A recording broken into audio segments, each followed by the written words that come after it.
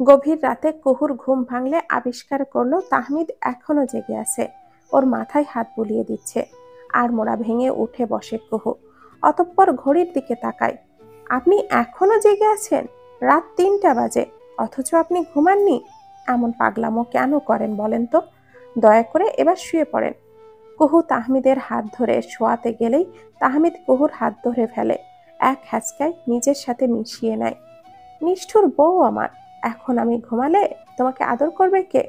এতক্ষণ তোমার জাগার অপেক্ষায় ছিলাম, এখন আমার সাথে তোমাকেও জাগতে হবে। কাল দুপুর পর্যন্ত ঘুমিয়ে রাতের ঘুমটা পুষিয়ে নিবে। তাহমিদের কথা শুনে কুহুর বুকটা ধুকপুক ধুকপুক করতে শুরু করে। ও কিছু বলার জন্য মুখ খোলে, কিন্তু তাহমিদ ওকে কিছু বলার সুযোগ দেয় না। সকালে বিছানা থেকে নামতেই কুহুর মাথাটা চক্কর দেয়। পুরো শরীরে ব্যথারা রাজত্ব করছে, সেই সাথে একটু জ্বরের অস্তিত্বও টের পাচ্ছে। কিছুক্ষণ ঝিম মেরে বসে থাকে, নিজেকে ধাতস্থ হওয়ার সময় দেয়। এরপর উঠে ওয়াশরুমে ঢোকে। ফজরের রক্ত সেই কখন শেষ হয়েছে, এখন কাজা নামাজ আদায় করতে হবে। এদিকে তাহমিদ বেঘরে ঘুমাচ্ছে, তার ওঠার কোনো নামগন্ধই নেই। কুহু তাহমিদকে ডাকতে যেয়েও ডাকে না, জায়নামাজ নিয়ে কাজা নামাজ আদায় করতেই দাঁড়িয়ে যায়। সকাল 8টা বেজে গেছে। কুহু বাইরে বেরোতেই ভীষণ লজ্জা পাচ্ছে। তাহমিদকে ডেকে লাভ হয়নি। সে জানিয়েছে ঘুম থেকে এখন কিছুতেই উঠবে না। কিভাবে সবার সামনে যাবে সেই চিন্তাতেই ওর মাথাটা এলোমেলো হয়ে যাচ্ছে। ওকে এই অবস্থা থেকে নিস্তার দিতে দরজার নক করে শিকতা। চিল্লাতে চিল্লাতে বলে দরজা খুলতে। কুহু দরজাটা খুলে দিলে শিকতা নাচতে নাচতে রুমে ঢোকে। এই যে নতুন বউ, সকাল 8টা পার হয়ে গেছে, অথচ তুই নিচে যাসনি। ঘটনাটা কি? দিদুন তোকে ডাকছে, এক্ষুনি নিচে চল। এই শিকতা, ফুপা বাসায় আছে, আর আমার বাবা শ্বশুর। শোন, ফুপা অফিসে না যাওয়া পর্যন্ত আমি নিচে যাব না। আমার ভীষণ লজ্জা করছে। আর শোন, বাবাকে, মানে আমার শ্বশুর বাবাকে বাজারে পাঠিয়ে দে কিছু কিনতে। আর তোর মামাকেও পাঠাবি, তারা থাকলে আমি নিচে যেতে পারবো না। ওরে লজ্জাবতী রে, কবুল বলার সময় এই লজ্জা কোথায় ছিল? যখন ড্যাং ড্যাং করে কাকিমণির সাথে এই রুমে আসলি তখন লজ্জা করেনি? কাল বিয়ে হয়েছে, কিন্তু লজ্জা পাচ্ছ আজ? এই বুচি, শোন, তুই এই মেয়েকে নিয়ে যে নর্দমার পানিতে চুবিয়ে আন, এতে যদি তার লজ্জা পালায়। সেই কখন থেকে লজ্জা লজ্জা করে আমার মাথা খাচ্ছে। একবার নর্দমার পানি খেলে দেখবি সব লজ্জা একেবারে পালাবে। তাহমিদ পাশ থেকে ফিরতে ফিরতেই বলে। তাহমিদের কথা শুনে কুহুর নিচে যাওয়া ছাড়া আর কোনো উপায় থাকে না। মুখটা কালো করে শিকতার সাথে সুরসুর করে নিচে চলে যায়। এই যে আমার মেয়ে এসে গেছে, এদিকে আয়, দেখ তো পায়েসটা খেতে কেমন হয়েছে। তোর জন্য আমি নিজের হাতে বানিয়েছি। কুহু রান্নাঘরে এসে দাঁড়াতেই তাহমিনা আক্তার হেসে বলেন। কুহু একটা বাটিতে একটু পায়েস নিয়ে মুখে দেয়। অসাধারণ হয়েছে মা, তোমার হাতের পায়েস সত্যি অনেক মজার। অনেক ভালোবাসা মা, আমার জন্য কষ্ট করে পায়েস বানিয়েছো। আমার কোনো কষ্ট হয়নি, আনন্দ নিয়ে আমার মেয়েটার জন্য পায়েস বানিয়েছি। আরেকটু নে, এরপর একটা পরোটা খা। পরে তোর শ্বশুর ফুপা বাইরে থেকে আসলে তাদের সাথে আবারও খাবি। বাবা ফুপা কোথায় গিয়েছে মা? আমার ছোট বেয়াই তার মেয়ের শ্বশুর বাড়ির জন্য বাজার করতে গেছে, তার সাথে গেছে তোর শ্বশুর আর ফুপা।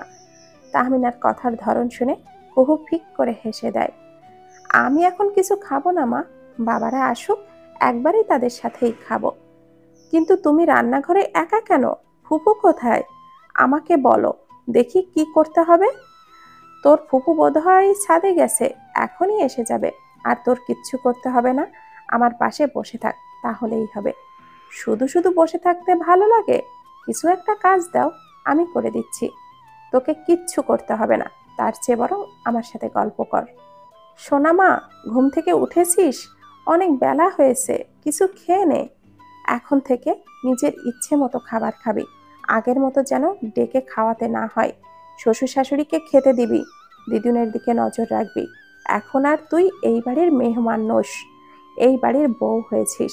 নিজের পাশাপাশি সবার খেয়াল রাখতে শিখতে হবে।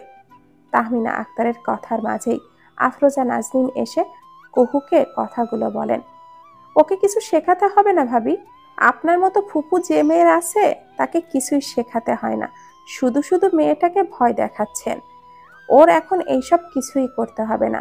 আগে পড়াশোনা শেষ করো, তারপর সবাইকে সামলাবে। এখন আপাতত আমার ছেলেটাকে সামলাক। তোর শাশুড়ির কথা মাথায় নিবি না একদম। সোনা মা, মনে রাখিস যেন পড়াশোনার পাশাপাশি সংসারের দিকেও নজর দিতে হবে। তাছাড়া দেখবি তাহমিনা তোকে অলস বানিয়ে দিচ্ছে। আচ্ছা শোন, তাহমিদ কিছু বলছে তোকে? রাগ করেছে তোর উপরে? গতকাল সবুজের উপরে খুব রেগেছিল। আমার ভয়ই হচ্ছিল ওর রাগ আবার তোর উপরে না দেখায়। উনি আমাকে সেই বিষয়ে কিছুই বলেননি। আমি বরং কথা তুলেছিলাম, কিন্তু সে আমার কথা শুনতেই চায়নি। একদম ঠান্ডাভাবে আমাকে সেসব কথা বলতে নিষেধ করেছেন। তাহমিনা, আমার ভীষণ চিন্তা হচ্ছে। তাহমিদের রাগ সম্পর্কে আমরা জানি। সে কি মনে মনে কিছু পরিকল্পনা করছে? সবুজকে ছেড়ে দেওয়ার ছেলে তো ও নয়। যতই ওর বড় চাচ্চু ওকে বোঝাক না কেন, তার কথা যে তাহমিদ আমলে নেয়নি, সেটা আমি কালই বুঝতে পেরেছি। এই চিন্তা আমিও করছি ভাবি। ও ঘুম থেকে উঠলেই আমি কথা বলবো ওর সাথে। যে করেই হোক ওকে বোঝাতেই হবে। ড্রয়িং রুমে সানাউল রাশিদিনের কথা শুনতে পেয়েই তাদের আলোচনা থেমে যায়। আফরোজা নাজনীন রান্নাঘর থেকে বেরিয়ে ড্রয়িং রুমে যান। দুপুরের খাবার পর কায়েস বিদায় নেয়। ছেলেকে নিয়ে রওনা দেয় ফুলতলার পথে। কুহু বাবার যাওয়ার সময় কেঁদে ফেলে। শিহাবও কাঁদছে। ওর ইচ্ছে নেই আজ যাওয়ার, কিন্তু বাবাকে একা যেতে দেওয়ার সাহসও নেই ওর। তাই বাবার সাথে অনিচ্ছা সত্ত্বেও ওকেই যেতে হলো। কায়েস বাড়িতে ফিরে দেখল সবুজ এখনো সেখানেই আছে। সবুজকে দেখেই তার মাথায় রক্ত চড়ে যায়। এদিকে রাত 10টার মতো বেজে গেছে। তাই এত রাতে সে কোনো ঝামেলা চায় না বলে সবুজকে কিছুই বলল না। দৃষ্টি বাবার কাছ থেকে জানতে চায় ফুপু কেন যেতে বলেছিল। কায়েস জানায় কুহুর বিয়ের জন্য যেতে হয়েছিল। গতকালই তাহমিদের সাথে কুহুর বিয়ে হয়েছে। কায়েস কথা বলতে বলতেই সবুজের দিকে তীক্ষ্ণ দৃষ্টি রাখে। সে ভালোভাবে খেয়াল করলো কুহুর বিয়ের কথা শুনে সবুজের চোখে মুখে একটা হিংস্রতা ফুটে ওঠে। তা আবারও মুহূর্তে মিলিয়ে যায়। সবুজের এই আচরণই কায়েস বুঝে নেয় এই ছেলেটার মনে পাপ আছে। কুহুর বিয়ের কথা শুনে দৃষ্টি খুব খুশি হয়, আবার আফসোসও করে একটা মাত্র বোনের বিয়েতে থাকতে পারল না দেখে। শিউলির মুখে কোনো কথা নেই। কুহুর এত বড় বাড়িতে বিয়ে হয়েছে শুনে তার একটু হিংসেও হয়। শিহাব বোনকে দেখায় তাহমিদ ওকে কত কিছু কিনে দিয়েছে। পরের দিন সকালে খাবার পর দৃষ্টি বাবার কাছ থেকে বিদায় নেয়। ওরা এখনই বেরিয়ে পড়বে। দৃষ্টি আজকাল বাবাকে না দেখে থাকতেই পারে না। বিয়ের আগে এই টানটা কখনই অনুভব করেনি। আব্বু, তুমি একদিনও আমার শ্বশুরবাড়িতে গেলে না, আম্মুকেও যেতে দিলে না। একদিন তোমরা সবাই মিলে সেখানে যেও। আমরা কখনোই সেখানে যাব না মা। তোর মন খারাপ করলে তুই একাই চলে আসবি। তোর বাবার বাড়িতে আসতে হলে কাউকে লাগবে না। আমাকে ফোন করলে আমি সিএনজি পাঠিয়ে দিব। আমি আগেও বলেছি, এখনো বলছি, তুই ওই বাড়িতে থাক, এটা আমি চাই না। তুই লেখাপড়া করলে একটা যোগ্য ছেলের হাতে তোকে তুলে দিতে পারতাম। তবে যদি মনে করিস চলে আসবি, তবে আমাকে জানাস। যা ব্যবস্থা করার আমি করব। কায়েস সরাসরি জানিয়ে দেয় সবুজকে তার পছন্দ নয় এবং সবুজকে এখানে আসতে পরোক্ষভাবে নিষেধ করে। সবুজ বুঝতে পারে কায়েস ওকে এই বাড়িতে আসতে মানা করলো। ও রাগে ফুঁসতে থাকে। দৃষ্টি বাবার কথা শুনে চোখের পানি ফেলে। আজ বাড়ি গেলে সবুজ এই নিয়ে বেশ অশান্তি করবে, এটা বেশ বুঝতে পারছে। শিউলি আক্তার স্তব্ধ। এ কি বলছে তার স্বামী? মেয়ের জামাইকে আসতে নিষেধ করছে? সেদিন থেকেই কায়েস গোপনে তার শুভাকাঙ্ক্ষী কয়েকজনকে সবুজের ব্যাপারে সকল তথ্য সংগ্রহ করতে বলে। তারাও রাজি হয়। তাহমিদ কুহু পড়াশোনা নিয়ে ব্যস্ত হয়ে গেছে। পড়াশোনার ফাঁকে ফাঁকে চলছে তাদের দুষ্টু মিষ্টি খুনসুটি। তাহমিদ যতক্ষণ বাসায় থাকে ততক্ষণ কুহুকে 1 সেকেন্ডের জন্যেও কাজ ছাড়া করে না। তবে এর মাঝে একদিন ফ্রি ক্যাম্পিং এর জন্যেও তাহমিদ ঢাকার বাইরে গিয়েছিল। একদিন পরে আবারও ফিরে এসেছিল। 25 দিন হলো কুহুর বিয়ে। তাহমিদ আজ মেডিকেলে যাবার সময় বলে গেছে বিকালে কুহুকে নিয়ে বেড়াতে যাবে। মেডিকেল থেকে এসে কুহুকে যেন তৈরি হয়ে থাকতে দেখে। তাহমিদের আসার আগেই কুহু তৈরি হয়ে নেয়। হালকা বাদামি শাড়ি পরেছে সে। শাড়ির সাথে ম্যাচিং করে হেজাব বাঁধবে। আলমারি থেকে হিজাব বের করতেই একটা বাক্সের দিকে চোখ যায়, যেটা বিয়ের পরের দিন থেকেই দেখে আসছে, কিন্তু ভেতরে কি আছে তা দেখেনি। আজ কৌতূহলী হয়ে সেই বাক্সটা হাতে নিয়ে বিছানায় বসে। বাক্সটা খুলেই কুহু হতবাক হয়ে গেছে। অনেকগুলো শুকিয়ে যাওয়া গোলাপ, রজনীগন্ধা, বেলি ফুল, তাহমিদের দেওয়া সেই প্যাকেট যা কুহু সেই রাতে তাহমিদকে ফিরিয়ে দিয়েছিল। কুহুর একটা পুরানো ওড়না, চুলের কাটা। তবে এত কিছু আপাতত কুহুর চোখে পড়ছে না। ওর চোখ তো শুকনো ফুলগুলোর দিকে। এইগুলো সেই সব ফুল নয় যেগুলো কলেজের সামনে প্রতিদিন অজানা কেউ ফুলওয়ালি মেয়েটাকে দিয়ে পাঠাতো? সেই সব ফুল রাগে কুহু ছুঁড়ে ফেলত। আজ তাহমিদের বলা সেই কথা কুহুর মনে পড়ছে। যে রাতে প্যাকেটটা ফিরিয়ে দিয়েছিল, তাহমিদ বলেছিল একদিন তুমি এসবের জন্য অনুশোচনা করবে। আজ সত্যি কুহুর অনুশোচনা হচ্ছে। তাহমিদ বাসায় এসে ফ্রেশ হয়েই কুহুকে নিয়ে বেরিয়ে যায়। অনেকবার বলার পরও খায় না। কুহু আজ বায়না ধরেছে রিকশায় ঘুরবে। তাহমিদ বাধ্য হয়ে রিকশা নিয়েছে। কুহু তাহমিদকে বলে ওর পুরানো কলেজের সামনে যেয়ে ঝালমুড়ি খাবে। তাহমিদ কুহুর নির্দেশ মতো রিকশাওয়ালাকে কলেজের সামনে নিতে বলে। সেখানে পৌঁছেই কুহু এদিকে ওদিকে তাকায়। তাহমিদ ভুরু কুচকে কুহুর কাণ্ড কারখানা দেখছে। একসময় কুহুর নজর যায় সেই ফুলওয়ালি মেয়েটা আসছে।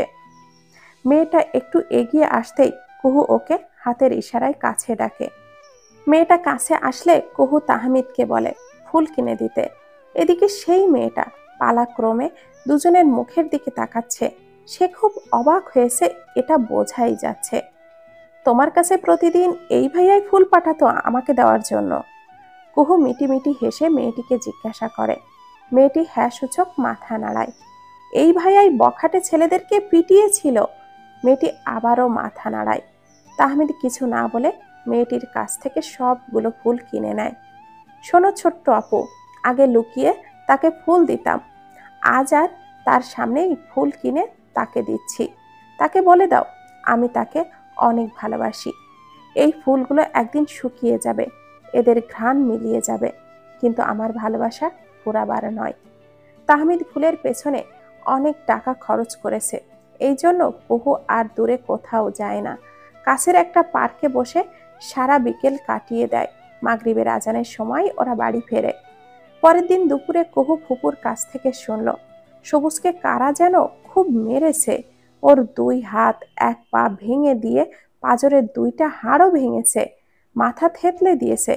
অবস্থা গুরুতর হওয়ায় জেলা সদর হাসপাতাল থেকে ওকে রাজশাহী মেডিকেলে স্থানান্তর করা হয়েছে। কিন্তু কে বা কারা ওকে মেরেছে তার কোনো হদিশ মেলেনি। দৃষ্টি বাবার কাছে এসে হাউমাউ করে কাঁদছে। সবুজের চিকিৎসার জন্য অনেক টাকার প্রয়োজন। ওর শ্বশুর বারবার দৃষ্টিকে বলেছে বাবার বাড়ি থেকে টাকা নিয়ে আসতে। সেই সাথে এও বলে দিয়েছে টাকা নিয়ে গেলেই দৃষ্টি সবুজকে দেখতে পাবে, তার আগে নয়। দৃষ্টি বাবার কাছে এসে টাকা চাইলে কায়েস টাকা দিতে অস্বীকৃতি জানায়। শিউলি আক্তার কায়েসের কাছে অনেক অনুরোধ করেছে, তবুও কায়েস তার সিদ্ধান্তে অটল। বাধ্য হয়ে শিউলি আক্তার তার কাছে জমানো কয়েকটা টাকা ছিল, সেগুলো দৃষ্টিকে দেয়। রাতে তাহমিদ বাসায় আসলে কুহু তাকে জানায় সবুজের কথা। কুহুর কথা শোনা মাত্রই তাহমিদ ওর দিকে চোখটা গরম করে তাকায়।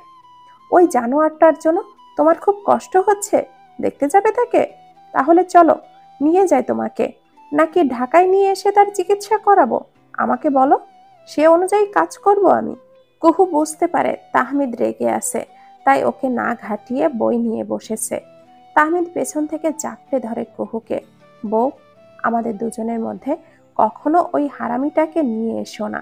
ওর কথা শুনলেই আমার মাথার ভেতরটা দাউ দাউ করে আগুন জ্বলে ওঠে। ও জাহান্নামে যাক, তাতে তোমার কি? যার যার কর্মফল সে পাবে। যতটুকু সময় আমি বাসায় থাকব সেই সময়টুকু শুধু উপভোগ করবে, আমাকে বেশি বেশি করে ভালোবাসবে, তার থেকেও বেশি আমার ভালোবাসা নেবে। কোনো বাজে মানুষের কথা মুখে এনে সময়টা কখনোই নষ্ট করবে না, বুঝলে? কুহু বেশ বুঝতে পারছে লোকটা আজ রোমান্টিক মুডে আছে, আর তার রোমান্টিক মুড মানেই তো কুহুর পড়াশোনার 12টা বাজবে। সবুজের অবস্থার একটু উন্নতি হলে তার মা জানায় ওর শ্বশুর বাড়ি থেকে কেউ দেখতে আসেনি, এমনকি চিকিৎসার জন্য একটা টাকাও দেয়নি। সে ইচ্ছে করেই শিউলি আক্তার দৃষ্টিকে যে টাকা দিয়েছে তার কথা গোপন রাখে। সবুজ মায়ের কথা শুনে গর্জে ওঠে। ওর মনে পড়ে কিছুদিন আগে কায়েস ওকে ফুলতলা যেতে নিষেধ করেছে। আমি আগে সুস্থ হই মা, তারপর ওদের শিক্ষা দিব। ওরা আমাকে এখনো চেনে না, সুস্থ হওয়ার পর ওদের চিনিয়ে দেব আমি কি। তোর বইয়ের সাহস কত দেখ, আমি হাজারবার বলার পরেও তোকে দেখতে আসলো না। সবুজের মা মিথ্যা বলে দৃষ্টির নামে, অথচ দৃষ্টি সবুজকে দেখতে আসার জন্য পাগল হয়ে গেছে। ওই হারামজাদির তেজও আমি কমাতে জানি। তার বাপ মুখের উপরে নিষেধ করলো আমাকে ওই বাড়িতে না যেতে, কিন্তু সে কিছুই বলেনি। সেই কথা আমি ভুলিনি। আমার সেই অপমানের প্রতিশোধ আমি নিয়েই ছাড়ব, একবার খালি সুস্থ হই। দৃষ্টি চেয়ারম্যান বাড়ির একা একা ছটফট করছে। কেউ ওকে সবুজের কাছে নিয়ে যায় না। শিউলি যে 10,000 টাকা দিয়েছে তা সে ওর শ্বশুরের কাছে সেই দিনই দিয়েছে, তবুও সে দৃষ্টিকে সবুজের কাছে যেতে দেয়নি। দেখতে দেখতে কেটে গেছে 2 মাস। এরই মধ্যে কুহু আর তাহমিদ এসে ফুলতলা ঘুরে গেছে। ওরা সকালে এসে বিকালেই ফিরে গেছে। কুহু থাকতে চাইলেও তাহমিদ থাকেনি। ওর একটাই কথা, কুহুকে কখনো এখানে রাতে থাকতে দিবে না। সবুজও এরই মধ্যে সুস্থ হয়ে উঠেছে। ও বাড়িতে ফিরেই দৃষ্টির সাথে দুর্ব্যবহার শুরু করে দিয়েছে। দৃষ্টির বাবা মা কেন ওর কোনো খোঁজ খবর নেয়নি, কিংবা চিকিৎসার জন্য টাকা দেয়নি, সেসব নিয়ে দৃষ্টিকে অত্যাচার করছে। দৃষ্টি অনেক বলেও কোনো কাজ হয়নি। কায়েস এই 2 মাসে সবুজের বিরুদ্ধে অনেক প্রমাণ সংগ্রহ করেছে। সে যে 6 লাখ টাকা সবুজকে ব্যবসার জন্য দিয়েছিল তা সবুজ পুরাটাই জুয়া খেলে মদ খেয়ে উড়িয়েছে, এই খবরও সে পেয়েছে। এবং শিউলি আক্তারের গহনা যে সবুজ চুরি করেছিল সে কথাও কায়েস জানতে পারে। সবুজের বিরুদ্ধে যতটুকু প্রমাণ সংগ্রহ করেছে সেগুলো সবুজের আজীবন জেলে পচে মরার জন্য যথেষ্ট। সেদিন বাড়িতে এসেই কায়েস শিউলির কাছে তার গহনাগুলো দেখতে চায়, কিন্তু শিউলি দেখাতে পারে না। কায়েসের ধমকে এবং তার রাগ দেখে শিউলি অবশেষে স্বীকার করে তার গহনাগুলো দৃষ্টিকে পরার জন্য দিয়েছিল, পরে সেগুলো হারিয়ে গেছে। কায়েস এবার আর নিজেকে সামলাতে পারে না, সপাটে কয়েকটা থাপ্পড় মারে শিউলির গালে। শিউলির দাঁড়িয়ে থেকে থাপ্পড়টা হজম করা ছাড়া আর কোনো পথ নেই। রাত 1টা বেজে গেছে, অথচ সবুজ এখনো বাড়িতে ফেরেনি। দৃষ্টি বারবার দরজার দিকে তাকাচ্ছে।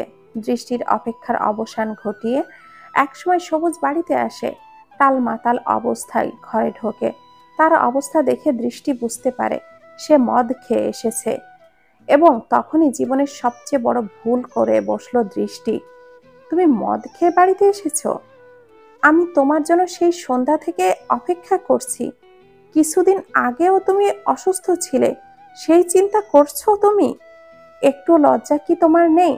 সবুজের সাথে চিৎকার করে বলতে থাকে দৃষ্টি। হারামজাদি, কুকুরের বাচ্চা, তোর এত সাহস আমাকে ধমক দেস? আমি যা খুশি তাই করব, তুই বলার কে? আমি তোর বাপের টাকায় মদ খাই যে তুই এত কথা বলবি? দৃষ্টির চুলের মুঠি ধরে তলপেটে একটা লাথি দিয়ে বলে সবুজ। ওর মতো দশায় মানুষের লাথি দৃষ্টি সহ্য করতে পারে না। ছিটকে পড়ে যায় মেঝেতে। ব্যথায় নীল হয়ে যায় ওর ফর্সা মুখ। চোখ দিয়ে অনর্গল পানি ঝরতে থাকে। দৃষ্টির চোখের পানি দেখেও সবুজের দয়া হয় না। মেঝেতে পড়ে থাকা দৃষ্টিকে এলো পাতাড়ির লাথি মারতে থাকে। আর আমার কাছে কৈফিয়ত চাইতে আসবি তুই? খুন হতে না চাইলে আজ থেকে চুপ করে থাকবি। তোর ওই হারামি বাপকে আমি পথে বসাবো। আমাকে তার বাড়িতে যেতে নিষেধ করে। তার অহংকার যদি আমি পায়ে পিষে না মেরেছি তবে আমার নামও সবুজ না। কায়েসকে আরো অশ্রাব্য গালিগালাজ করতে থাকে সবুজ। দৃষ্টি নিজের বাবার নামে এইরূপ গালিগালাজ শুনে ফুপিয়ে কেঁদে ওঠে। তুমি আমাকে যা বলছো বলো, কিন্তু আমার আব্বুকে নিয়ে আর একটাও বাজে কথা বলবে না, তাহলে ভালো হবে না বলে দিলাম। নিস্তেজ গলায় বলে দেয় দৃষ্টি। তোর বাপকে আরো গালি দেব, তুই কি করবি? তোর বাপের 14 গোষ্ঠীর ক্ষমতা নেই আমার মাথার একটা চুলও ছেঁড়ার। তোর বড় বোনকে মনে ধরেছিল, সেদিন রাতে তার দরজায়ও গেলাম, কিন্তু ও দরজা না খুলে তার নাগরকে ডেকে নিল। পরের দিনই তোর বাপ ঢাকায় যে সেই নাগরের সাথে তার বিয়ে দিয়ে আসলো। তোর বাপ কি মনে করেছে এভাবে দূরে রাখলেই তার মেয়েকে আমি ছেড়ে দিব? আজ সবুজকে নেশায় পেয়েছে, নিজের অজান্তেই হড়বড়িয়ে সব কথা দৃষ্টিকে বলে দিচ্ছে। আর দৃষ্টি শুধু হতবাক হয়ে গেছে শুনে। তুমি এত খারাপ? আপুর দিকে কুনজর দিয়েছ? আর আমি কিনা তোমাকে প্রাণ দিয়ে ভালোবাসি, তোমাকে বিশ্বাস করি। তবে কি আম্মুর গহনা চুরি হয়নি? দৃষ্টির চোখে মুখে অবিশ্বাস। আমি নিয়েছি তোর ডাইনি মায়ের গহনা। মেয়েকে কয়েকদিনের জন্য গহনা পরতে দিছে। নিজের মেয়েকে গহনাগুলো দিতে তার কষ্ট হয়। শয়তান মহিলা। তোমার ওই নোংরা মুখে আমার আম্মুকে শয়তান বলছো? তুমি তো নিজেই একটা শয়তান। তোমার বাপ শয়তান, তোমার মা শয়তান। এই বাড়িতে আসার পর থেকেই আমাকে শান্তি দেয়নি। শয়তানের ঘরে শয়তানই জন্ম নিয়েছে। দৃষ্টির কথা শুনে সবুজের রাগ দ্বিগুণ বেড়ে যায়। দৃষ্টিকে একের পর এক লাথি দিতে থাকে। সবুজের মার সহ্য করতে না পেরে এক পর্যায়ে দৃষ্টি জ্ঞান হারায়। যখন ওর জ্ঞান ফেরে, চারপাশে তখন ফজরের আজানের সুমধুর ধ্বনিতে মুখরিত। দৃষ্টির সমস্ত শরীরে ব্যথা, রক্তের চিকন রেখা দেখে বোঝাই যাচ্ছে নাক মুখ দিয়ে রক্ত ঝরেছে। জ্বরে শরীর পুড়ে যাচ্ছে। বিছানায় তাকিয়ে দেখল সবুজ ঘুমে বিভোর। অনেক কষ্টে হাসলে পাসলে উঠে দাঁড়ায় দৃষ্টি। আলনা থেকে বোরখাটা নিয়ে কোনো মতে শরীরে ঢোকায়। পার্স থেকে 100 টাকার নোট, 2টা নোট নিয়ে নেয়। এরপর ড্রেসিং টেবিলে থাকা ফোনটা হাতে নিয়ে ব্যথাতুর শরীরে বেরিয়ে আসে। হাঁটতে ভীষণ কষ্ট হচ্ছে। এদিকে ওদিকে তাকিয়ে চুপি চুপি অতিক্রম করে চেয়ারম্যান বাড়ির সীমানা। এই ভোরে দৃষ্টিকে বাড়িতে দেখে কায়েস ও শিউলি দুজনেই চরম অবাক হয়। দৃষ্টি মুখ থেকে ওড়নাটা সরালে আঁতকে ওঠে কায়েস এবং শিউলি। এ কি অবস্থা হয়েছে তার মেয়ের? শিউলি তড়িঘড়ি করে দৃষ্টিকে জড়িয়ে ধরে ভেতরে নিয়ে আসে। কোনো কথা বলার আগেই দৃষ্টি আরেকবার ঢলে পড়ে মায়ের বুকে। বেশ কিছুক্ষণ চেষ্টা করার পর দৃষ্টি জ্ঞান ফেরে। শিউলি কোনো কথা না বলে দৃষ্টিকে কয়েক টুকরা আপেল খাইয়ে জ্বরের ঔষধ খাইয়ে দেয়। ব্যথায় জর্জরিত দৃষ্টি বাবার দিকে তাকিয়ে ফুপিয়ে কেঁদে ওঠে। এবার মুখ খোলে কায়েস। দৃষ্টি, আমি আন্দাজ করতে পারছি তোর সাথে কি ঘটেছে, তবুও একবার আমাকে সবকিছু খুলে বল মা। মেয়ের মাথায় স্নেহের পরশ দিয়ে জিজ্ঞাসা করে কায়েস। আব্বু, সবুজ খুব খারাপ মানুষ। এতদিনেও আমি ওকে চিনতে পারিনি। একটা জঘন্য মানুষের মিথ্যা ভালোবাসার ফাঁদে আমি পা দিয়েছি। আমি ওর কাছে ফিরে যাব না আব্বু। দৃষ্টির কান্না কিছুতেই থামছে না। আমি সব জানতাম মা, সবুজ খুব খারাপ ছেলে। এই জন্যই আমি তোর সাথে ওর বিয়ে দিতে চাইনি। কিন্তু তোরা আমার কথাই শুনিসনি। ওই জানোয়ার তরে মারছে কেন মা? তারে আমি ছাড়বো না। আমার মাইয়াডারে মাইরা ফালাইছে গো। এমন ভাবে কেউ মারবার পারে? শিউলি আক্তার আর্তনাদ করছে। দৃষ্টি, তুই আমাকে সবকিছু বল। তুই চাইলে আমি ওর বিরুদ্ধে ব্যবস্থা নিব। যা করার তাড়াতাড়ি করতে হবে। আমার মেয়ের করা অত্যাচারের শাস্তি ওকে পেতেই হবে। বাবা মার কাছে দৃষ্টি গতকাল রাতের সকল ঘটনা খুলে বলে। কায়েস সবুজের সম্পর্কে আগে থেকেই জানতো। তার দৃষ্টির কথা শুনে অবাক হয় না। কিন্তু শিউলি সব শুনে পাথর হয়ে গেছে। যে ছেলেকে সে মাথায় করে রেখেছিল, সেই ছেলেই তার সব গহনা চুরি করেছে। আবার কুহুর সাথে অসভ্যতামিও করতে চাইছিল। কায়েস দেরি না করে বড় বোনের কাছে ফোন করে, তাকে সবটা জানায়। তবে আফরোজা নাজনীন কোনো পরামর্শ না দিয়ে তার স্বামীর কাছে ফোনটা ধরিয়ে দেন। সব শুনে সানাউল রাশেদিন দৃষ্টিকে নিয়ে কায়েসকে থানায় যেতে বলেন। সেখানে গিয়ে নারী নির্যাতন, চুরি এবং ফ্রড কেস করতে বলেন। তিনি এমপিকে ফোন দিয়ে সব জানাতে চাইলেন। এরপর কায়েস ফোন করে তার চাচাতো ভাইকে, যিনি বর্তমানে খুলনার একটা জেলায় এমপি হিসাবে দায়িত্ব পালন করছেন। তিনিও সব শুনে কায়েসকে দ্রুত থানায় যেতে বলেন। তিনি আগেই থানায় ফোন করবেন বলে জানালেন। কায়েস দেরি না করে দৃষ্টিকে নিয়ে থানায় যায়। সানাউল রাশেদিন এবং তার চাচাতো ভাইয়ের কথা মতো যা যা করার করেন। ফজরের নামাজ আদায় করে কুহু আবারও শুয়েছে। বাড়িতে এত কিছু ঘটে গেছে তা ওর জানা নেই। ও ঘড়ির দিকে তাকিয়ে দেখলো 8টা বাজে। তড়িঘড়ি করে উঠতে যেয়ে দেখলো তাহমিদ ওকে আষ্টে পৃষ্ঠে জড়িয়ে রেখেছে। অনেক চেষ্টা করেও তাহমিদের কাছ থেকে ছাড়া পায় না। এই যে, দয়া করে একটু ছাড়বেন, তাহলে আমি উঠতে পারতাম। সকাল ৮টা বেজে গেছে। এখন যদি দয়া না করেন তাহলে আপনার ক্লাস আর আমার ক্লাস সব বিসর্জন দিতে হবে। ও বউ, ঝামেলা করো না তো, আমাকে আরেকটু ঘুমাতে দাও। আপনি যত খুশি ঘুমান, কে মানা করেছে? কিন্তু আমাকে ধরে রেখেছেন কেন? ছাড়ুন বলছি। তুমি তো আমার ঘুমের ঔষধ। তোমাকে জড়িয়ে ধরলে ভালো ঘুম হয়, বুঝলে? এখন কথা না বলে চুপচাপ শুয়ে থাকো। আপনি যদি এখন আমাকে না ছাড়েন তবে আজ রাতে আমি দিদুনের কাছে ঘুমাবো। আপনি চাইলেও আমাকে এই রুমে নিয়ে আসতে পারবেন না।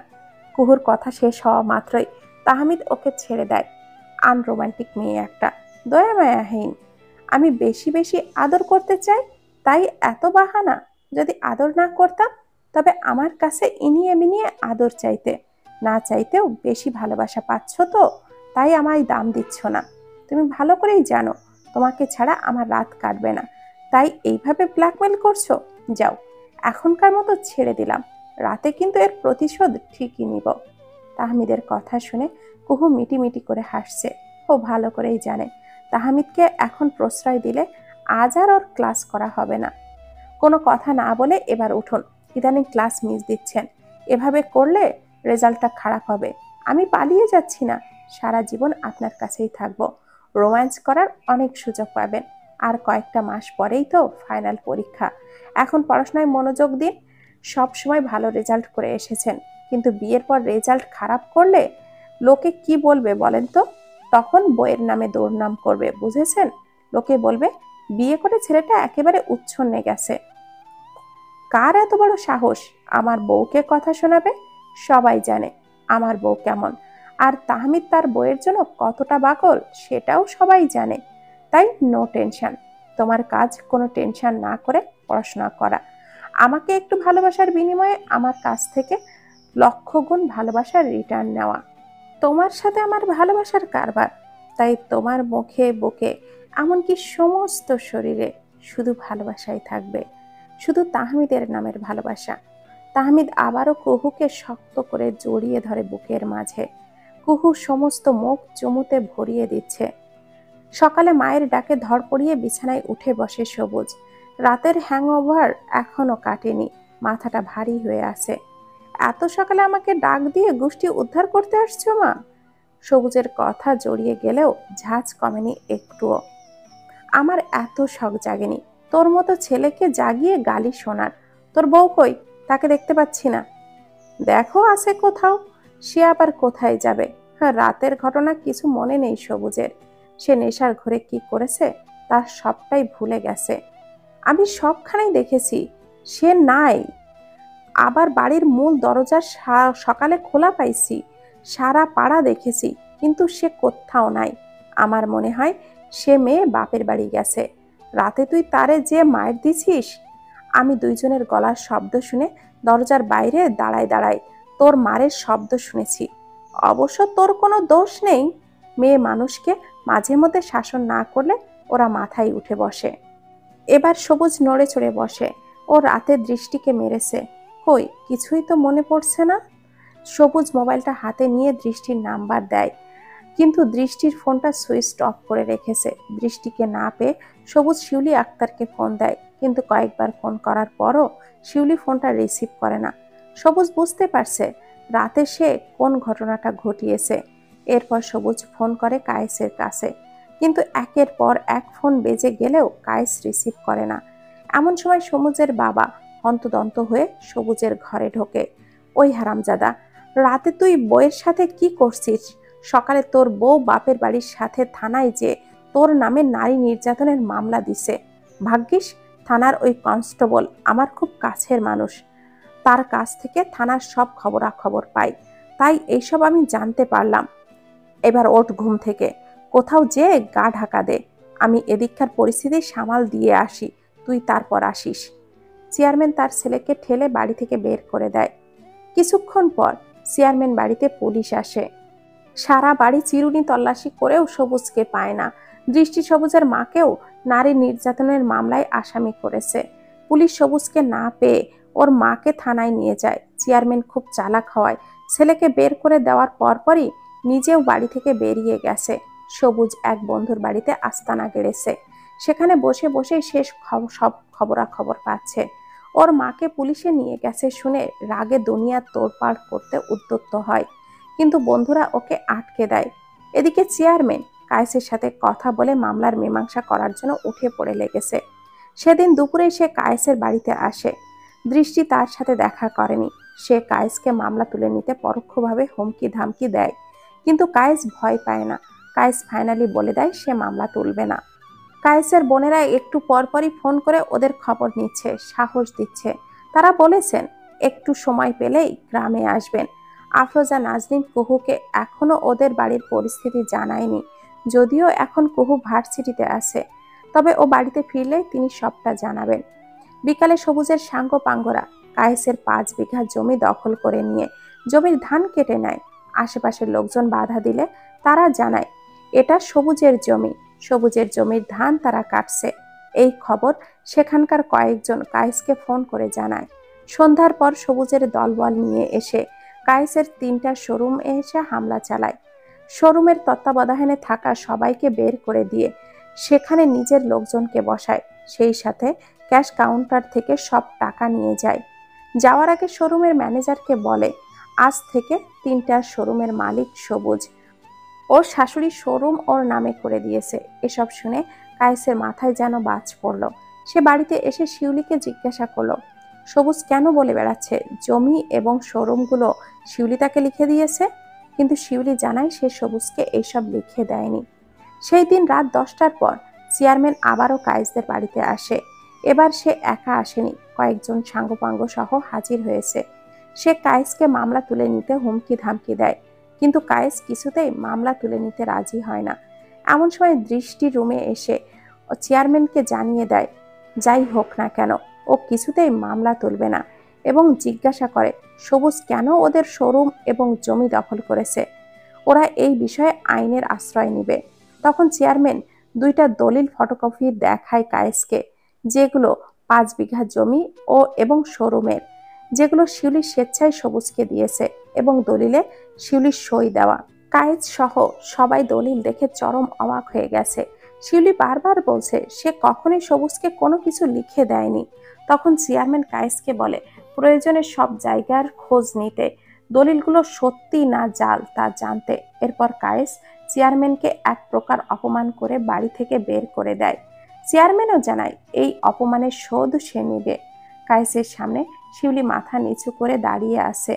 কায়েসের রক্তচক্ষুর সামনে সে মিয়ে গেছে। কায়েস তাকে বারবার জিজ্ঞাসা করছে কবে সে সবুজকে জমি এবং শোরুম লিখে দিয়েছে, কিন্তু শিউলি বারবারই বলছে সে সবুজকে কোনো কিছুই লিখে দেয়নি। কায়েস এত টেনশন আর নিতে পারছে না। সে ঠাস ঠাস করে পরপর কয়েকটা থাপ্পড় বসিয়ে দেয় শিউলির গালে। তুই যদি সবুজকে সবকিছু লিখেই না দিবি, তাহলে দলিল আর তোর স্বাক্ষর আসলো কিভাবে? তুই আমাকে বোঝাস? আমার জীবনে যেদিন থেকে তোর আবির্ভাব হয়েছে সেদিন থেকেই আমি একটু একটু করে শেষ হয়ে গেছি। আইরিন আর তোর মধ্যে আকাশ পাতাল তফাৎ। একজন আমার জীবনটাকে গড়তে সাহায্য করেছে, আর তুই আমাকে ধ্বংস করছিস। সব দোষ ওই আইরিনের। সে মরে গিয়ে বেঁচেছে, কিন্তু আমাকে তিলে তিলে শেষ করতে রেখে গেছে। আমার আব্বার সম্পত্তি আমি তোর নামে করে দিয়েছিলাম, কিন্তু তুই শেষ করে দিলি। আজ থেকে আমার টাকা কিংবা সম্পত্তি কোনো ভাগ তুই পাবি না। আমি আমার ছেলে মেয়েদের নামে সব করে দিব। কায়েসের এহেন কথায় আঘাতে শিউলির সহ্য করতে খুব কষ্ট হচ্ছে। আজ কায়েস তাকে চোখে আঙ্গুল দিয়ে দেখিয়ে দিয়েছে কুহুর মা তার জীবনে কি ছিল। বিশ্বাস করো, আমি হেই সবুজরে কিছুই দেই নাই, কোন কাগজে সই দিই নাই। খালি একদিন একটা সরকারি কাগজে সই দিছিলাম। কিসের কাগজে সই করেছিলে? সরকারি কাগজে সই দিয়ে তোমার কি লাভ? কায়েস চরম অবাক হয়। কয়েক মাস আগে হ্যাই আইছিল, তার বাপে নাকি কইছিল সরকার থেকে খাদ্য অনুদান আইছে, হেল লাইগা কাট করণ লাগবো। ওই চেয়ারম্যান আমার মা ভাইরে হেই অনুদান দিব, কিন্তু তারা এই ইউনিয়নের না, তাই চেয়ারম্যানের কইছে আমার সই লাগবো, তাহলে আমার নামে কাট কইরা দিব। সেজন্য সবুজ কয়েকটা কাগজ আইনা আমার সই নিছে। দৃষ্টিও কইল তার শ্বশুর কইছে আমার মা ভাইরে সাহায্য করব। শিউলির কথা শুনে কায়েস হতবাক হয়ে তাকিয়ে আছে। আরো কি কি বিষয় তুমি আমার কাছে গোপন করেছো, একটু বলবে? আমাকে শেষ করার সব রাস্তাই তো বোধ হয় তুমি ঠিক করে রেখেছো। তোমার মা ভাইয়ের জন্য সরকারি ত্রাণ লাগবে, আমি যে প্রতি মাসে মাসে তাদের জন্য বস্তা বস্তা চাল ডাল মাছ মাংস টাকা পাঠিয়ে দিই, এতে তোমার মন ভরে না? আমি তাদের কোনো কিছুরই কমতি রাখি না, তবুও অন্যের কাছে ছোট হতে আর আমাকে ছোট করতে একটুও বাধলো না।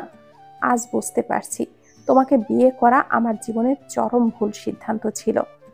কাককে আমি ময়ূর বানাতে চেয়েছিলাম, কিন্তু আমি ভুলেই গিয়েছিলাম ময়ূরের পালক লাগালেই কাক কখনো ময়ূর হয় না। শিউলি এইভাবে কায়েসের কাছে অপমানিত হতে হবে তা ও কল্পনায়ও ছিল না। সে সবুজকে বিশ্বাস করেছিল, কিন্তু সবুজ বিশ্বাসের সুযোগ নিয়ে তাকে ঠকিয়েছে। 4-5 দিন ধরে সবুজ পলাতক, পুলিশ ওকে হন্যে হয়ে খুঁজছে। রাত 1:30, কায়েস সহ বাড়ির সকলে ঘুমিয়ে আসছে। হঠাৎই দরজায় জোরে জোরে ধাক্কার শব্দ শুনে ওদের ঘুম ভেঙে যায়। একটু ধাতস্থ হতেই বুঝতে পারে সবুজ এসেছে। সবুজ দরজায় লাথি দিচ্ছে, সেই সাথে গালিগালাজ করছে। এত রাতে সে যেভাবে দরজা ধাক্কাচ্ছে, এখনই দরজা না খুললে হয়তো ভেঙেই ফেলবে। আবার পাড়ার লোকজনও এইভাবে দরজা ধাক্কাতে শুনলে কি না কি ভাববে, তাই অনেকটা মান সম্মানের ভয়ে কায়েস দরজাটা খুলে দেয়। রাগে সবুজের চোখ মুখ বিকৃত হয়ে গেছে। সে একা এসেছে। বাড়ির ভেতরে ঢুকেই সে দৃষ্টিকে জোরে জোরে ডাকতে শুরু করে। সবুজের ডাক শুনে দৃষ্টি বাইরে আসে। দৃষ্টি, আমার সাথে এখনই বাড়ি চলো, আর কাল সকালে থানায় যেয়ে কেস তুলে নিবে। আমি আজ কয়েকটা দিন থেকে বাড়ি ছাড়া। কখনো না, আমি কোনোদিনও তোমার বাড়িতে যাব না, তোমাকে ডিভোর্স দিব। তুমি যদি এখনই এখান থেকে না যাও, তবে কাল সকালেই থানায় যাব, সেখানে গিয়ে বলবো তুমি আমাদের বাড়িতে এসে ভাঙচুর করেছ। তোর এত বড় সাহস, তোর খুব বার বেড়েছে তাই না? তুই আমাকে ডিভোর্স দিবি? এত সাহস তোর? যা, তোর যা খুশি তাই করিস। মনে করেছিস বাপের দালানের নিচে থাকলেই তুই বেঁচে যাবি? তোর বাপ কেন, তোর 14 গোষ্ঠীও আমার একটা চুলও ছিঁড়তে পারবে না। শেষবারের মতো বলছি, তুই কি আমার বাড়িতে যাবি? সবিজের এমন উদ্ধত কথা শুনে কায়েস এসে ওর গালের শরীরের সর্বশক্তি দিয়ে থাপ্পড় মারে। আমার বাড়ি থেকে বেরিয়ে যাবি আদব। তোর বাপ মা না হয় তোকে শিক্ষা দেয়নি, তাই রাত বিরাতে ভদ্রলোকের বাড়িতে এসে অসভ্যতামি করছিস। কিন্তু আমরা তোর মতো অসভ্য নই, আমরা যা করব আইনের পথেই করব। ওই পঙ্গু, বইয়ের হাতে মার খেয়েও শিক্ষা হয়নি তোর, আবার আমার হাতের মার খেতে ইচ্ছে হচ্ছে? তুই আমাকে শিক্ষা দিস, তোকে মেরে মাটি চাপা দিয়ে দিব। একেবারে মনে রাখিস, আমার থাপ্পড় দিস। এমন সময় শিউলি হাতে একটা দা নিয়ে এসে সবুজের সামনে দাঁড়ায়। কারে তুই এ সমস্ত বাজে কথা বলছিস হারামজাদা? ফকিন্নির পুত, চালাকি কইরা আমার কাছ থেকে সব লিখে নিয়ে ফুটানি করস? আমি যদি নিজের স্বামীরে মারবার পারি, তবে তরেও আমি খুন করবার পারি, এইটা মনে রাখোস। এখন যদি তুই এইখান থেকে না যাস, তয় এক্ষুনি তোরে আমি কাটতে ফালামো। শিউলি কায়েসের অপমান সহ্য করতে না পেরে তেড়ে আসে। সবুজ শিউলির হাতে ধারালো দা দেখে ভয় পেয়ে যায়। সে সুরসুর করে বেরিয়ে আসে, তবে বেরোনোর সময় দৃষ্টির দিকে অগ্নি দৃষ্টি নিক্ষেপ করে বলে, তুই খুব ভুল করলি, নিজে অপমান করলি, আবার বাপ মাকে দিয়েও অপমান করালি। এর দাম তোকে দিতেই হবে। শুক্রবারের জন্য তাহমিদ নিজেও বেলা করে ঘুমাচ্ছে, আবার কুহুকেও আটকে রেখেছে। কুহু অনেক অনুনয় করেও তাহমিদের থেকে এক বিন্দুও ছাড় পায়নি। এবার তো ছাড়ুন, অনেক বেলা হয়েছে, কতদিন পর বাবা বাসায় এসেছে। সে যদি দেখে তার ছেলের বউ এখনো ঘরে আছে, তাহলে তিনি কি ভাববেন বলুন তো? আমার বাবা ভালো করেই জানে তার ছেলে নতুন বিয়ে করেছে, এখন বউয়ের সাথে একটু আধটু সময় কাটাবেই, সে কিছুই ভাববে না। তুমি নিশ্চিন্তে শুয়ে থাকো। এখন পালাই পালাই করো, তাই না? তুমি যত পালাই পালাই করবে, আমার রোম্যান্সের স্থায়িত্ব ততই বাড়বে। এখন চুপচাপ থেকে আমাকে একটু ভালোবাসাতে দাও। সারা রাত রোম্যান্স করেও আপনার স্বাদ মেটেনি? তোমাকে যতই ভালোবাসি, ততই আরো বেশি ভালোবাসতে ইচ্ছে করে বউ। এই তৃষ্ণা কিছুতেই মিটবার নয়। আপনি আছেন আপনার রোম্যান্স নিয়ে, আমি যে চিন্তায় মরছি সে চিন্তায় আপনি একবারও করেন না। কুহু মুখ ফুলিয়ে বলল, বউ কি হয়েছে তোমার? কিসের চিন্তা করছো তুমি? তোমার শরীর ঠিক আছে তো? আমি ঠিক আছি, কিন্তু চিন্তা হচ্ছে বাবা আর দৃষ্টিকে নিয়ে। না জানি তারা কি পরিস্থিতিতে আছে। সেদিন পুকুর কাছ থেকে সব শোনার পর বাবাকে ফোন দিয়েছিলাম, কিন্তু বাবা কিছুই বলল না, শুধু আমার থেকে সব লুকাচ্ছে। এদিকে দৃষ্টির ফোনও সুইচ অফ। আর আপনি ছোট মার কাছে ফোন করতে নিষেধ করে দিয়েছেন। আবার ফুপুও তেমন কিছু বলছে না। তুমি টেনশন করবে এই জন্যই বড় মা তোমাকে কিছু বলছে না। আর আমার শ্বশুর বাবা, সেও এই কারণেই তোমাকে কিছু বলে না। তবে তার থেকে আমি নিয়মিত যোগাযোগ রাখছি। তুমি চিন্তা করো না, সব কিছু ঠিকঠাক ভাবেই হয়ে যাবে। ওই ছেলেটা এত খারাপ, বাবাকে কত টেনশনে রেখেছে। ভুল আমারই ছিল। সেদিন যদি ওকে শেষ করে দিতাম, তবে ওদের আজ এই দিন দেখতে হতো না। আর না কেউ জানতো কে মেরেছে ওকে। কথাটা বলেই তাহমিদ চুপ করে যায়। তাহমিদ বুঝতে পারে সে ভুল জায়গায় ভুল কথাটা বলে ফেলেছে। কি বললেন আপনি? ওকে শেষ করে দিতেন মানে? এই মেয়ে, এতক্ষণ নিচে যেতে চাইছিলে না? এখন নিচে যাও, তোমার শ্বশুরের সেবা যত্ন করো গিয়ে। তাড়াতাড়ি যাও, দুপুর হতে চলল। তাহমিদ কুহুকে বিছানা থেকে ঠেলে তুলে দেয়, কিন্তু কুহু ওঠে না। সে তার প্রশ্নের উত্তর চায়। উত্তর না নিয়ে সে উঠবে না। এদিকে তাহমিদও ফ্যাসাদে পড়েছে। মুখ ফসকে কি সে বলে ফেলেছে। কুহুও নাছোড়বান্দা, সে বিছানায় খুঁটি গেড়েছে। তাহমিদের উত্তর না শুনে সে কিছুতেই উঠবে না। তাহমিদ ইতি উতি করে মুখ খোলে, সবুজকে সেদিন আমি লোকজন ঠিক করে ঠেঙিয়ে দিয়েছিলাম। ব্যাস, এতটুকু বলেই থেমে যায় তাহমিদ। কুহু স্তব্ধ হয়ে তাহমিদের দিকে তাকিয়ে আছে। আপনি এমন কাজ করতে গেলেন কেন? আল্লাহ, আমি কিছু বলতে পারছি না কেন। কুহুর মাথা ঘোরাচ্ছে। তো আমি কি করতাম? ওই জানোয়ার তোমাকে অপমান করেছে, আমি তাকে এমনি এমনি ছেড়ে দিতাম? আমার কলিজায় হাত দিয়েছে ও। নেহাতি আমার ইমার্জেন্সি ক্লাস ছিল, তাই আমি সেখানে যেতে পারিনি। না হলে আমি যদি সেখানে থাকতাম, তবে ওকে আর দিনের আলো দেখতে হতো না। তবে ওই ইডিয়েট নিজের হাতে মারার আফসোস আমার রয়েই গেছে। সুযোগ পেলে সেই আফসোসও আমি মিটিয়ে নিতে চাই। কুহু তাহমিদের কথা যতই শুনছে, ততই যেন বিস্মিত হচ্ছে। কিছু বলার জন্য মুখ খুলতেই ওর ফোনটা বেজে ওঠে। কুহু ফোনটা হাতে নিয়েই দেখল দৃষ্টির নাম্বার। অবশেষে মেয়েটা ফোনটা অন করেছে। কুহু হেসে ফোনটা রিসিভ করে। দৃষ্টি, কেমন আছিস? আমি তোকে কতবার ফোন দিয়েছি জানিস? বড্ড চিন্তা হচ্ছিল তোর জন্য। আপুরে, আমি কি এমন ভালো থাকতে পারি? ভালো থাকার কারণ আমি নিজের হাতে শেষ করে দিয়েছি। তোমার সাথে যত অন্যায় করেছি, তার ফল এতদিনে পাচ্ছি। একেই বুঝি বলে প্রকৃতির প্রতিশোধ। আমি তোমার সাথে যা যা করেছি, প্রকৃতি তার হাজার গুণ আমাকে ফিরিয়ে দিচ্ছে। দৃষ্টি, এসব কি বলছিস তুই? তুই কি করেছিস আমার সাথে? তুই আমার ছোট বোন। হয়তো না জেনে ভুল করেছিস, কিন্তু তার জন্য এতটা কষ্ট তোর পাওনা নয়। আর আমি সেই সব মনে রাখিনি। প্রকৃতি আবার কিসের প্রতিশোধ নেয় রে? প্রকৃতি তার নিজের নিয়মে চলে। সে কিসের প্রতিশোধ নেবে রে? তুই এইসব আজে বাজে চিন্তা করিস না। না করে ওই পচা নর্দমা থেকে বেরিয়ে আয়। নিজের মতো করে বাঁচ। তুই ভালো থাকলে আমরা সবাই ভালো থাকবো। তুই। কুহু কথা শেষ করার আগেই দৃষ্টি কথা বলে। আপু, তাহমিদ ভাইয়া তোমাকে বুঝি খুব ভালোবাসে? কুহুর দৃষ্টির প্রশ্ন শুনে অপ্রস্তুত হয়ে যায়। ওর লজ্জা লাগছে, তবুও ছোট করে উত্তর দেয়, হুম। সবুজ আমাকে কেন ভালোবাসলে না আপু? আমি তো তাকে সত্যিই ভালোবেসেছিলাম, কিন্তু সে আমাকে নিয়ে খেললো। সত্যিকারের ভালোবাসা আমার কাছে ধরা দিল না। তুই ভুল মানুষকে মন দিয়েছিলি, ভুল জায়গায় ভালোবাসা সঁপেছিলি। যে ভালোবাসার মানেই জানে না, সে কি কখনো সত্যিকারের ভালোবাসতে জানে? তুমি আমাকে ক্ষমা করেছো আপু? তুমি ক্ষমা না করলে আমি কোনোদিনও সুখী হতে পারবো না। আমি আগেও বলেছি, তুই আমার ছোট বোন। তোকে আমি ছোট থেকে বড় হতে দেখেছি, নিজের মতো করে বড় করেছি, আমার মতো করে কথা বলতে শিখিয়েছি। তোর কোনো অন্যায়ই যদি মনে রাখবো, তবে কিসের বড় বোন হয়েছি? তুই ওই ছেলেটাকে ছেড়ে দে, এরপর ঢাকা চলে আয়। তোকে এখানকার একটা স্কুলে ভর্তি করিয়ে দিব। আবার নতুন করে জীবন শুরু করবি। দুই বোন একসাথে থাকবো, বাবার কোনো চিন্তাই থাকবে না। তোমার মতো আমি কেন হলাম না আপু? না রাখতে পারলাম বাবা মার সম্মান, আর না পারলাম নিজের সম্মান রক্ষা করতে। সমাজের চোখে আমি ছোট হয়ে গেলাম। আজীবন নর্দমার কীটের ন্যায় বাঁচতে হবে আমাকে। আবার আজে বাজে বকছিস? তুই না জেনে আবেগে পড়ে ভুলটা করেছিস। যখন নিজের ভুলটা বুঝতে পেরেছিস তখন শোধরাবার পথও খোলা আছে। যখন সব দুঃখ সহ সব স্মৃতি পেছনে ফেলে সামনে এগিয়ে যাবি, অনেক বড় হবি, তখন দেখবি সবাই তোকে বাহবা দিবে। কেউ মনে রাখবে না তোর অতীত। আমি আমার ঘৃণার অতীত কখনোই ভুলতে পারবো না আপু।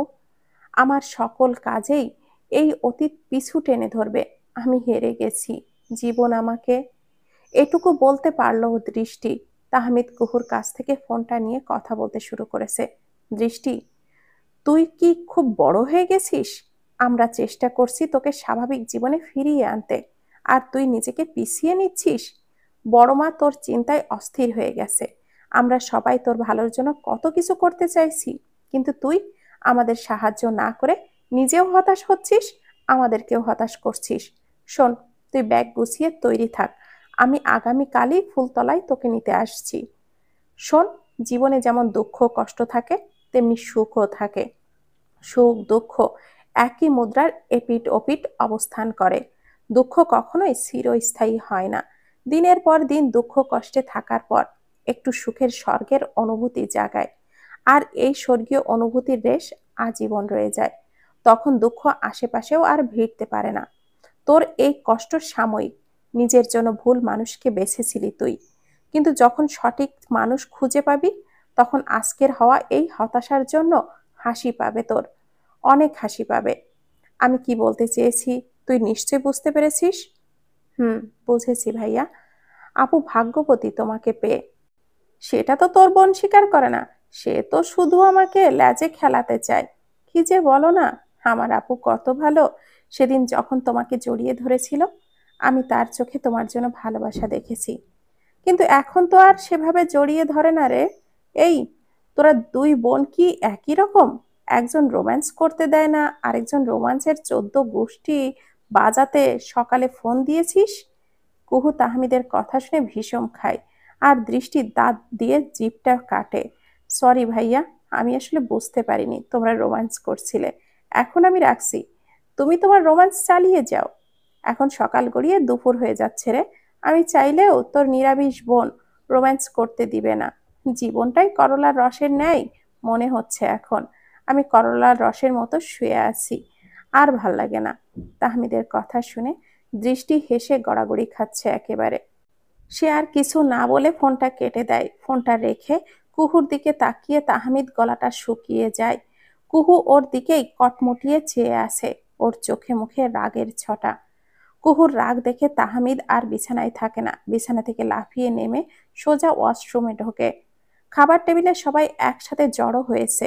আফরোজা, নাজনীন, তাহমিনা আক্তার মিলে খাবার পরিবেশন করছেন। কুহুও তাদেরকে সহযোগিতা করতে চেয়েছে, কিন্তু তারা রাজি হননি। জোর করেই কুহুকে খেতে বসিয়েছেন। তারা কুহুকে খুব একটা কাজ করতে দিতে চান না। সানাউল রাশেদিন স্বভাবসুলভভাবেই গম্ভীর মুখে বসে পরোটা খাচ্ছেন, কিন্তু তাহমিদের এই মুহূর্তে তাকে শান্তিতে খেতে দিতে ইচ্ছে করছে না। ও ফুপু শাশুড়ি, আমার ফুপা শ্বশুরকে আরেকটা পরোটা দিন। এত বড় পেটে 2টা পরোটায় কিচ্ছুই হয় না। আমার মনে হয় পেটের এক কোনাও ভরবে না। তাহমিদের কথা শুনে শফিউল রাশেদিন হো হো করে হেসে ওঠেন, আর সানাউল রাশেদিন দাঁত কিরমিরিয়ে তাকিয়ে থাকে তাহমিদের দিকে।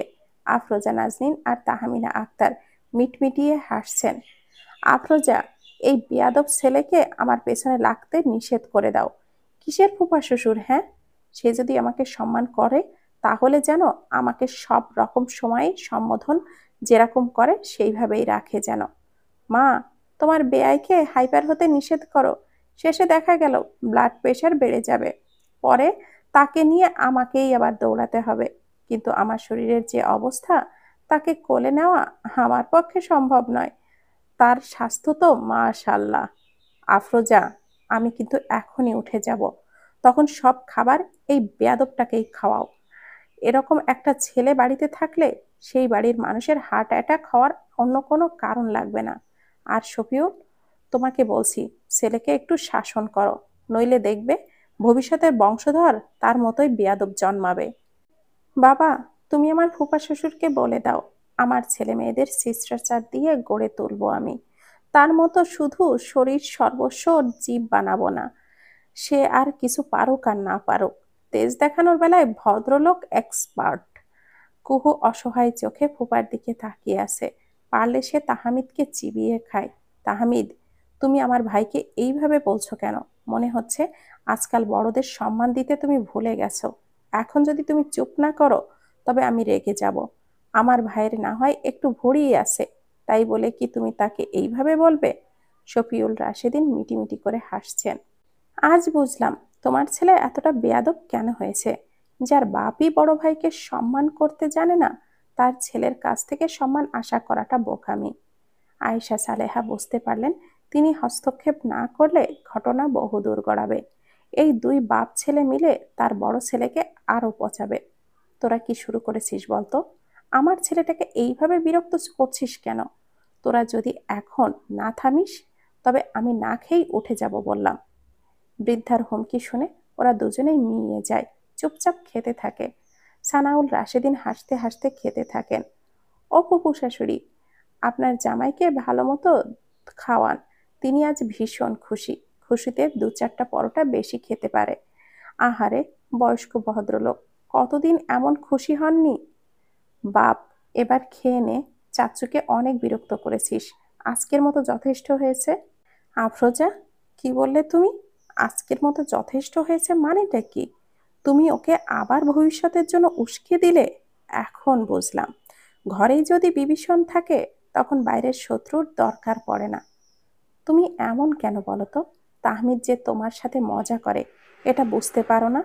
তুমি যতই রেগে যাও ও তোমাকে ততই রাগায়। তাই বলে তুমিও কি মনে করো ও তোমাকে ভালোবাসে না? মাঝে মাঝে এত অবুঝ হও কেন তুমি? সানাউল রাশেদিন স্ত্রীর কথার প্রতিউত্তর করে না। বড় মা, বাদ দাও, তার বয়স্ক ব্রেনে এসব ঢুকবে না, নিচেই তুমি অরণ্য রোদন করছো। বড় মা শোনো, আজ কিছুক্ষণ আগে দৃষ্টির সাথে কথা হয়েছে। আমি ওকে কাল আনতে যাব বলেছি।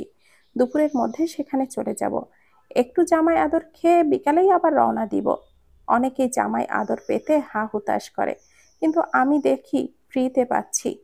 একই বাড়ির দুজন মানুষের একটাই শ্বশুর বাড়ি, কিন্তু একজনের কপাল দেখো আর আমার কপাল দেখো। আমার শ্বশুর আমাকে কত ভালোবাসে, কিন্তু আরেকজন এতিমের মতো থাকে একেবারে। সানাউল রাশেদিনের দিকে আর চোখে তাকিয়ে বলে তাহমিদ। সানাউল রাশেদিন দাঁতে দাঁত চেপে বসে থাকে। দৃষ্টি ঘরে বসে কাঁদছে। তার সাথে কেন এমন হলো? ওর জন্য আব্বুর সম্মান হারালো, সব হারালো। আব্বু সবকিছু খোয়ালো, ভবিষ্যতে ওর জন্য কি অপেক্ষা করছে তা ভাবতেই ওর বুকটা শুকিয়ে যায়। আজ মায়ের ওপরে ওর ভীষণ অভিমান হচ্ছে। যদি সে প্রথম থেকেই দৃষ্টিটিকে আটকাতো, শাসন করত, তবে আজ এত বড় একটা ভুল দৃষ্টি কখনো করতো না। এদিকে সবুজ বারবার ফোন করছে, কিন্তু দৃষ্টি রিসিভ করছে না। দৃষ্টির ফোনে ওকে না পেয়ে সবুজ শিউলির ফোনে ফোন দেয়, কিন্তু সবুজের নাম দেখে শিউলিও ফোনটা রিসিভ করে না। সে দৃষ্টিকে জানায় সবুজ ফোন করছে। দৃষ্টি তাকে রিসিভ করতে নিষেধ করে। সবুজ দৃষ্টিকে না পেয়ে উন্মাদ হয়ে গেছে। যে কোনো মূল্যেই দৃষ্টিকে তার চাই। দৃষ্টি সোনার ডিম দেওয়া হাঁস, ওকে কিছুতেই হারাতে দেওয়া যাবে না। দৃষ্টিকে নিজের কাছে রাখতে পারলেই ওর লাভ। আবার দৃষ্টিকে ফোন দেয় সবুজ, একের পর এক ফোন করতেই থাকে। দৃষ্টি পড়েছে বিপদে। তাহমিদ ওকে ফোনের সুইচ অফ করতে নিষেধ করেছে, তাই ফোনটা অফ করতে পারছে না। সবুজের নাম্বার সে ব্লক করে দিয়েছে, কিন্তু প্রতিবারই নতুন নাম্বার থেকে ফোন করছে সে। দৃষ্টি রিসিভ করে সবুজের গলা শুনলেই সেই নাম্বারটা ব্লক করছে। দৃষ্টি ফোন হাতে নিয়ে অসহায়ের মতো করে বসে আছে। এমন সময় টুং করে মেসেজ আসে। সবুজ দৃষ্টিকে ফোনে না পেয়ে মেসেজ দিয়েছে, তুই যদি আজকের মধ্যে আমার বাড়িতে না আসিস আর মামলা তুলে না নিস, তবে তোর আমি কি হাল করব তা তোর কল্পনায়ও নেই। নিজের ভালো চাইলে তোর ওই হারামি বাপের সাথ না দিয়ে আমার বাড়িতে আয়। দৃষ্টি সবুজের মেসেজ দেখে সাথে সাথেই সবুজকে ফোন করে। সবুজ সাথে সাথেই ফোনটা রিসিভ করে। তুই কেন বারবার আমাকে বিরক্ত করছিস? তোর কি একটুও লজ্জা নেই? আমার বাড়িতে এসে অপমানিত হলি, তারপরও এমন ছ্যাঁচড়ামোর মতো করছিস? সবুজ ফোনটা রিসিভ করতেই দৃষ্টি ওকে কথা বলার সুযোগ না দিয়েই বলতে শুরু করে, তোর তেজ দেখছি খুব বার বেড়েছে হারামজাদি। এত বাড়িস না। এমন ডোজ দিব যে ধপ করে নিচে পড়বি। ভালো চাইলে আমি যা বলছি তাই কর। আমি তোর বাড়িতে যাব না, আর না মামলা তুলব। তুই যা পারিস করে নে, তবে আমি তোকে জেলের ভাত খাইয়েই ছাড়ব। তুই আজ খুব ভুল করলি, এর জন্য তোকে পস্তাতে হবে। সবুজ ফোনটা কেটে দিলে দৃষ্টি হাঁপ ছাড়ে। তাহমিদ নিজের রুমে ডিভানে বসে কারোর সাথে ফোনে কথা বলছে। কুহুকে ভেতরে আসতে দেখে সে উঠে বেলকনিতে যায়। কুহু বুঝতে পারলো তাহমিদ চায় না কুহু ওর কথাটা শোনুক। কুহু ঠোঁটটা একটু বাঁকা করে সেন্টার টেবিল থেকে বইটা নিয়ে বিছানায় বসে। প্রায় 40 মিনিট পর তাহমিদ রুমে আসে। কুহু এক মনে পড়ছে। তাহমিদ বারবার কুহুর মনোযোগ আকর্ষণের চেষ্টা করেও ব্যর্থ হয়। আমার বউটা কি করে? ও বউ, একটু তাকাও না। কতক্ষণ তোমার মুখ দেখি না। আমার বুকের ভেতরটা না খা খা করছে। হয়েছে, এত ঢং করার দরকার নেই। নিজেই এতক্ষণ যাবৎ কার সাথে গুজুর গুজুর ফুসুর ফুসুর করে এসে এখন বলছে কতক্ষণ দেখি না। ভালোবাসা যেন উপচে পড়ছে। আমার বউ দেখে রাগ করেছে। আমি এতক্ষণ একটা ছেলের সাথে কথা বলছিলাম। যদি কোনো মেয়ের সাথে কথা বলতাম তাহলে রাগ করলে মানাতো। আমার বউ আজকাল হিংসুটে হয়ে যাচ্ছে। রাগ করলে আমার সোনা পাখিকে একদমই পচা লাগে। ও বউ, একটু হাসো না। তাহমিদ কুহুকে চাপটে ধরে। ভাই, রুমে আছো? এই অধম অনেকক্ষণ যাবৎ তোমার জন্য নিচে অপেক্ষা করছিল। দয়া করে তোমার মুখটা একটু দেখাবে। দরজার বাইরে থেকে আনান কথাগুলো বলে ওঠে। আনানের আওয়াজ পেয়ে তাহমিদ কুহুকে ছেড়ে দেয়। এভাবে চোরের মতো ডাকছিস কেন? ভেতরে আয়। আনান ভেতরে আসে। ভাইয়া, তুমি কেমন আছো? ফুপু কেমন আছে? আরশি, ফুপা ওরা কেমন আছে? আমি এখানে আসলেই তোর সবার কথা মনে পড়ে, তাই না? এমনিতে তো খোঁজ নিস না। এতদিন শুনেছি বিয়ের পর ভাই পর হয়ে যায়, কিন্তু তোকে দেখে সেই ধারণা পাল্টে গেছে। কেমনে পারলি রে কুহু সবাইকে এত তাড়াতাড়ি ভুলে যেতে? তোর বর তোর কাছে আপন হয়ে গেল? তুই আমার বউকে এইভাবে বলছিস আনান? বউ আমার, সময় দিবে আমাকে। এতে তোর এত জ্বালা কেন বাড়ছে রে? একমাত্র বউ আমার, তাকে এইভাবে বললে আমার হাত চুলকায়, বুঝেছিস? আর তাছাড়া এগুলো বড় ভাইয়ের কথা। ভাই, তুমিও আজকাল আগের মতো নেই। আর খোঁজ খবর নাও না, শুধু সারাদিন বউ বউ করো। বিয়ে তো তোমার দাদা করেছে, তোমার বাবাও করেছে। তারা তো এমন বউ বউ করে না। যদিও বা তোমার দাদার কথা আমার মনে নেই, কিন্তু চোখের সামনে তোমার বাপ চাচাকে দেখেছি। আমার বউ নিয়ে তোর এত মাথা ব্যথা কেন রে? তুই নিজের দিকে নজর দে না। এখন যেমন তুই ছ্যাঁচড়ামোর মতো পেছনে ঘুরছিস না, বিয়ের পর মনে হয় 1 বছর রুম থেকে তুই বেরই হবি না। আস্তাগফিরুল্লাহ, তুমি না বড় ভাই, একটু তো লজ্জা করো। তোমার কথা শুনে আমি লজ্জা পাচ্ছি তো। আনান লজ্জা পাওয়ার ভান করে। ওরে আমার লজ্জাপতি বানর রে। থাক, এত লজ্জা পেতে হবে না। শেষে দেখা যাবে। আমি কি একটু কথা বলতে পারি? নিজেরা যেভাবে আজাইরা প্যাচাল শুরু করেছেন, মনে হচ্ছে ইহকালে আপনাদের এই প্যাচাল শেষ হবে না। আজাইরা পাবলিকদের মতো আজাইরা প্যাচাল পারতেছেন একেবারে। ও হে আনান, আজকাল তোর বোন ভীষণ ঝগড়টে হয়ে গেছে। কথায় কথায় আমার সাথে রাগ করে, গাল ফুলিয়ে থাকে। আগে ভেবেছিলাম বউ আমার ভীষণ শান্ত ঠান্ডা মাথার, কিন্তু এখন দেখছি পুরাই উল্টা। তাহমিদের কথা শুনে কুহু আর রুমেই থাকে না। তাহমিদের দিকে অগ্নিদৃষ্টি নিক্ষেপ করে রুম থেকে ত্যাগ করে।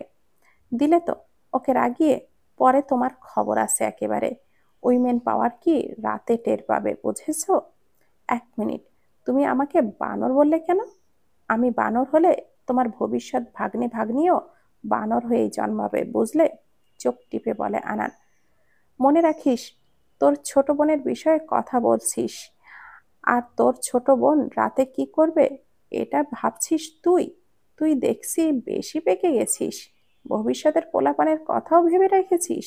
মাপ চাই ভাই আমার। এবার আসল কথায় এসো। ডেকেছো কেন? শোন, সবুজের খোঁজ খবর আমার ছেলেরা পায়নি। ওকে কোন গর্তে যে ঢুকেছে আল্লাহই ভালো জানে। ওকে পেলে এবার কেটে টুকরো টুকরো করব। আমার শ্বশুরকে ও ভীষণ প্যারা দিচ্ছে। তুই তোর ছেলেদেরকে ভালো করে বলে দে ওকে যত তাড়াতাড়ি পারুক খুঁজে বের করতে। ভাই, আমি ওদেরকে বলে দিয়েছি কাল ফুলতলা যাওয়ার পথে ওদের সাথে দেখা করতে হবে, ওদেরকে কিছু টাকা পয়সাও দিতে হবে। আমি একটু আগেই আমার ছেলেদের সাথে কথা বলেছি, টাকাও পাঠিয়ে দিয়েছি। কালকে তোকে টাকা দিব, ওদেরকে তুই দিয়ে দিস। ভাই, আমার কাছে টাকা আছে, তোমায় দিতে হবে না। কি করতে হবে আর না হবে সেটা আমি বুঝবো। কিন্তু এবার বল, তুই এত আগে এখানে এসেছিস কেন? আমরা ফুলতলা যাব কালকে, কিন্তু তুই আজ দুপুরে না হতেই হাজির হয়েছিস। আমি তোকে রাতে আসতে বলেছিলাম। তাহমিদের কথা শুনে আনার মাথা চুলকে হাসে। বোঝই তো ভাই, তবুও এইভাবে প্রশ্ন করে লজ্জা দাও কেন? জানো না আমি একটু লাজুক টাইপের? হ্যাঁ, জানি তো তুই কেমন লাজুক। তবে এখান থেকে ঘুমানোর আগ পর্যন্ত তুই আমার সাথেই থাকবি। No hanky panky. ভাই, এতটা নির্দয় হয়ো না। তোমার এই হিরো মার্কা চেহারায় অমরেশ পুরীর রোল ভীষণ বেমানান। আরেকটা গোপন কথা, তোমার বোনও কিন্তু তোমার মতোই, ঠিক যেন অমরেশ পুরীর লেডিস ভার্সন। আমি যদি তার সাথে একটু ইয়ে শিয়ে না করি, তবে সে আমার দিকে ফিরেও তাকাবে না। তুই আমাকে আর আমার বোনকে ইনসাল্ট করছিস কিন্তু, আবার আমার থেকে সুযোগও চাইছিস। No way. তুই আজ রাতেই আমার কাছেই ঘুমাবি। তোমার বউকে আলাদা রেখে আমার কাছে ঘুমাবে? এটা একদমই ঠিক হবে না ভাই। এটা একদমই ঠিক হবে না ভাই। আমি জানি বউকে দূরে রেখে তোমার ঘুম আসবে না। আমি এতটাও নির্দয় নই যে আমার জন্য সারা রাত তোমাকে নির্ঘুম কাটাতে হবে। আমি এটা হতে দিব না। দাঁত কেলিয়ে বলে আনান। আমার চিন্তা তোমাকে না করলেও চলবে। এবার চল, একটু বাইরে থেকে ঘুরে আসি। রাতের হিসাব রাতেই হবে। আনান মুখটা কাচুমাচু করে তাহমিদের পেছনে পেছনে হাঁটতে থাকে।